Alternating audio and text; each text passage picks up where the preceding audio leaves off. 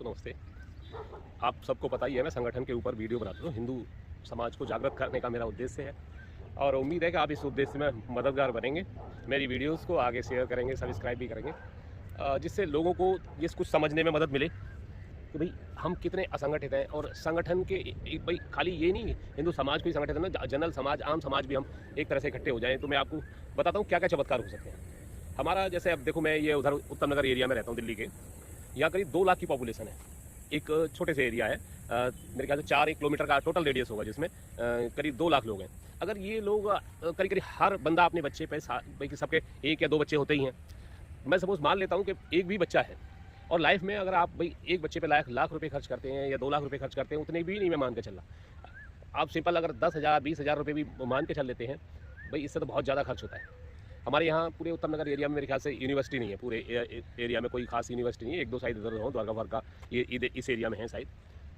तो अगर हम कंट्रीब्यूट करें, आपस में मिलके कंट्रीब्यूशन के साथ काम करें और अपने लिए ही काम करें, तो अगर सपोज 10,000 रुपये हम पर पर्सन मिला लें लाइफ में एक बार, तो करीब करीब 2 अरब रुपये बनता है। 2 अरब में करीब करीब 3 या 4 हो सकता है, मैं कह रहा हूँ 2 भी लगा लो, 2 यूनिवर्सिटी बन सकती है। यहाँ पे मान लो एक भी नहीं है, तो बच्चों की जो हायर एजुकेशन है, हम छोटे स्कूल हैं, छोटे स्कूल तो हम करोड़ 2 करोड़ में भी बना सकते हैं। तो अगर 2 अरब में रुपए में लगा दो तो करीब करीब 20 स्कूल बन जाते हैं। भाई अगर 2 करोड़ उसमें लगा दे, जो छोटे मोटे स्कूल लोगों ने चला रखे हैं प्राइवेट स्कूल, तो हम कम्युनिटी के प्राइवेट स्कूल बना सकते हैं, जिनमें बहुत सस्ती एजुकेशन और बहुत मतलब जैसा कहते हैं प्रासंगिक शिक्षा। भाई समय के हिसाब से अनुसार आप जब अपने ही मैनेजमेंट होगा, आपके अपने बच्चे होंगे, अपने समाज के लिए जब आप करेंगे तो बहुत ट्रांसपेरेंट तरीके से काम होगा। तो कुल मिला के ये है कि संगठन बहुत कुछ कर सकता है। तो और संगठन की बात बताता हूँ, हिंदू धर्म में जो संगठन है इतनी बुरी तरह से टूटा हुआ है और आपको तोड़ने के लिए मतलब क्या क्या फैक्टर काम नहीं करते। पॉलिटिकल पार्टियों वाला फैक्टर है, भाई पॉलिटिकल जो हमारे टेंडेंसीज होती हैं समाज में, वो हमें बुरी तरह से तोड़े पड़ी हैं। कोई बीजेपी, कोई आम आदमी पार्टी, कोई कांग्रेस इसको सपोर्ट करता है।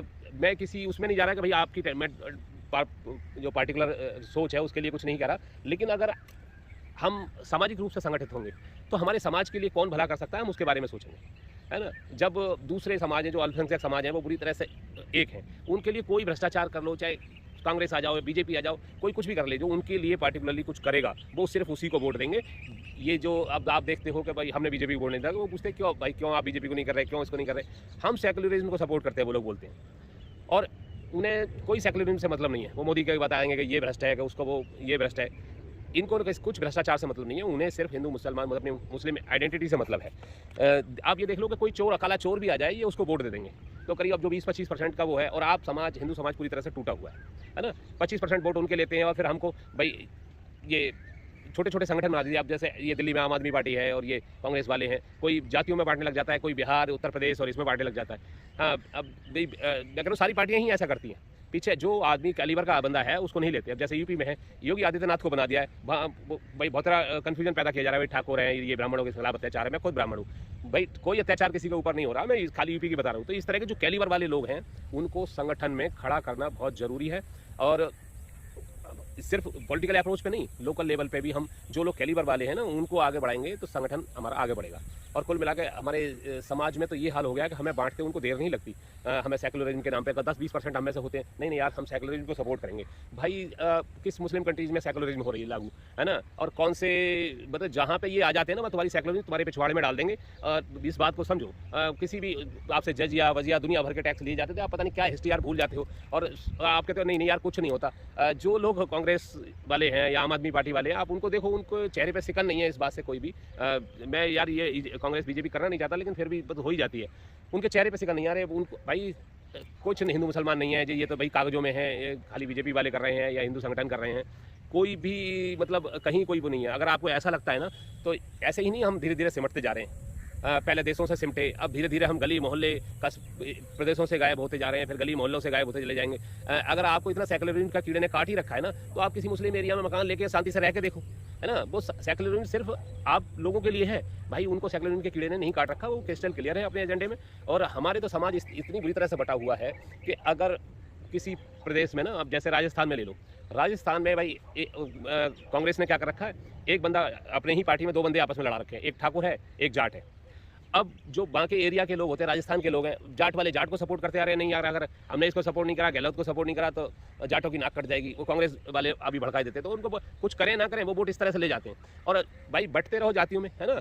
तुम्हारे क्या सारे के सारे जाट उसने प्रधानमंत्री बना दिए, सारे आईएएस अफसर थोड़ी बना दिया राजस्थान के। तो बढ़ते रहो, देते रहो वोट जिसको मर्जी। इसी तरह से अब उनका ठाकुरों के साथ वो कौन सा दूसरा बंदा है राजस्थान में, टेल पटेल नाम भूल रहा हूँ मैं, जो भी है, गहलोत के अंगेस्ट जो दूसरा बंदा है, उनके आपस के वो भाई वो क्या बोलते हैं, नूरा कुश्ती करा रखी है, नूरा कुश्ती लगा रखी है। एक ठाकुर उसको सपोर्ट कर रहे हैं, जाट उसको सपोर्ट कर रहे हैं, दोनों का वोट मिल जाता है। बाकी जातियों में थोड़ा थोड़ा करके डिवीजन कर दिया, बस उनकी सरकार बना ले जाते हैं वो। तो कुल मिला के आप कुछ ऐसा में ये नहीं करा, समझने वाले सब नहीं है, लेकिन कुछ लोग इस बहाव में आ ही जाते हैं। जो जातियों का जो बंटने का जो तरीका है ना, बांटने का, कहीं से बिहार के नाम पे कर देंगे, कहीं वो कर देंगे। अब हरियाणा में शुरू हो गया। हरियाणा में आप देख लेना 100% बीजेपी को हारना है, क्योंकि अब वो जाट की असमत के साथ जोड़ दिया उन्होंने। बेटियां हैं, ये हैं, वो हैं। मैं यार उसमें क्या गलत है, सही में उसको सपोर्ट और ना सपोर्ट करने की बात नहीं कर रहा हूँ। जो बंदा है साले को फांसी पे लटका दो यार। एक आदमी के लटकने ना लटकने से कोई फर्क नहीं पड़ता, और अगर जो उनके साथ सचमुच अत्याचार हुआ है तो उन्हें न्याय मिलना चाहिए। लेकिन आप कानून की एक प्रोसेस फॉलो करो या कुछ और तरीके से वो कर सकते हो, है ना। आप देख रहे हो इसमें पॉलिटिकल एजेंडा ज्यादा है, और आप देख लेना करीब 10 या 20% या मैं कह रहा हूँ 50% अगर इन्होंने जाटों को भी तोड़ लिया ना हरियाणा में, तो ये करीब निकाल ले जाएंगे। फिर ये ब्राह्मण वर्सेस जाट कर देंगे, या कुछ ठाकुर क्षत्रिय कर देंगे, या कुछ और दूसरे किसी को लड़ा, सैनियों को लड़ा देंगे, किसी को। जातियों के गठबंधन के बारे में मुझे नहीं पता कि कितनी जातियां कैसे हैं, लेकिन मैं ऊपर देख रहा हूँ। मैं मुख्य रूप से ये देखता हूँ हमारे संगठन को किस तरह से तोड़ा जा सकता है। और जब बनाने की बात मैं कर रहा हूँ तो तोड़ने के बारे में भी भाई सोचना पड़ता है कि कैसे कैसे तोड़ते हैं ये लोग। हमारे कई प्रदेशों में इसी तरह से, बिहार में नीतीश लालू की पहले नूरा कुश्ती करा दी जा रही है भाई। हाँ, नीतीश उसको गाली दे रहा है, वो उसको गाली, उनके अलग ही कैडर बना लिए।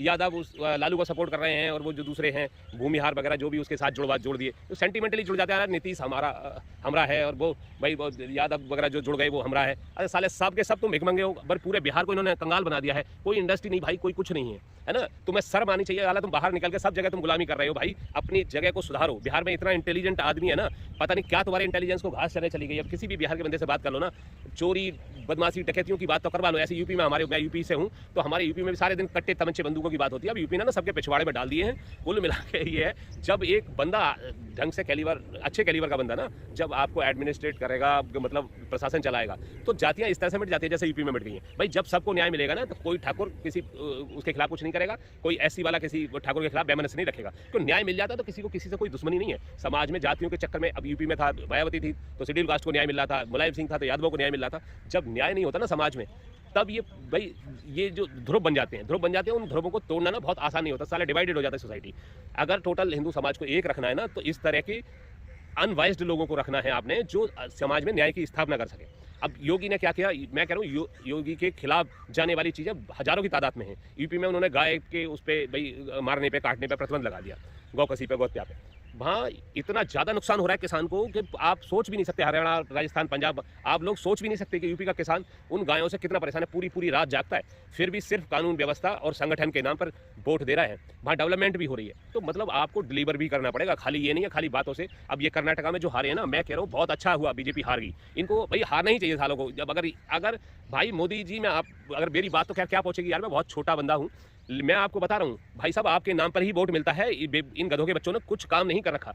मतलब ये लगा लो कि कई जगह इतना भ्रष्टाचार फैला हुआ, लोकल पार्षद इन्होंने चोरियां मचा रखी हैं, इतना भ्रष्टाचार कर रखा है जिसकी कोई लिमिट नहीं है। बीजेपी में भी सिर्फ इस वजह से वोट देते हैं यार आप हार ना जाओ। तो लेकिन आपको भी ऊपर बैठे जो अपने संगठन के नीचे जो आपके जो लोग हैं, उनके भाई कोई तो स्क्रूटिनी वगैरह लागू करो। कोई इस तरह से देखो कि भाई कोई लोकल लेवल पर भ्रष्टाचार नहीं कर जाए। आप दुनिया भर के आपके पास एजेंसी हैं, सुरक्षा एजेंसियां होंगी, सीबीआई होगी, दुनिया भर के जासूसी संगठन खड़े कर सकते हो कि आप गली मोहल्लों में, प्रदेशों में कहीं कुछ काम हो रहा है, नहीं हो रहा। अगर नहीं हो रहा तो आप ये देखो कि वो पार्षद और वो बंदा क्या कर रहा है। और हर जगह जो नालियां हैं, सड़कों में, हर जगह हर चीज़ में भ्रष्टाचार जहां नहीं हो सकता वहां भी करते हैं ये लोग। तो कुल मिला के अगर आपको हिंदू संगठन, और ये अच्छा ही हुआ कर्नाटक में जो हुआ ना, हिंदुओं ने बता दिया कि भाई खाली नारे हिंदू हिंदू करने से हम वोट देने वाले नहीं है, हमें डिलीवर करके भी दिखाना है, आपको ईमानदारी भी लानी है। ईमानदार लोगों को आप लाओगे तो योगी की तरह आपको वोट मिलेगा। तो मतलब कुल मिला के ये है कि भाई संगठन में मतलब खाली नारेबाजी से काम नहीं चलेगा, आपको ऐसे डिलीवर करने वाले लोग आप दो। अब जैसे मोदी हैं, मोदी के नाम पर पूरी इंडिया में वोट मिल जाता है, योगी के नाम पर पूरी इंडिया करिए योगी योगी योगी को लाओ भाई। तो कुल मिला के ये है कि डिलीवर करने वाले लोगों की हर जगह इज्जत होती है, चाहे हिंदू समाज हो या दूसरे हों। तो कुल मिला के हमें ऐसे लोग, हाल दूसरे समाज वाले तो हमारे उसके लिए क्यों सपोर्ट करेंगे, वो अपने अपने कॉज में लगे हुए हैं। तो हमें अपने संगठन मजबूत करने हैं। तो मैं अभी संगठन की ये ताकत बता रहा हूँ कि भाई अगर संगठन आपस में मिलने लग जाए ना, तो हम अपनी जो मेडिकल सुविधाएं होती हैं, हमारे जो एजुकेशन के सिस्टम्स होते हैं, लोकल लेवल पे जो सपोर्ट सिस्टम होता है कि भाई कोई किसी बंदे को अचानक जोश आ जाता है ना भाई कि ये इन्होंने अत्याचार कर दिया, कि भाई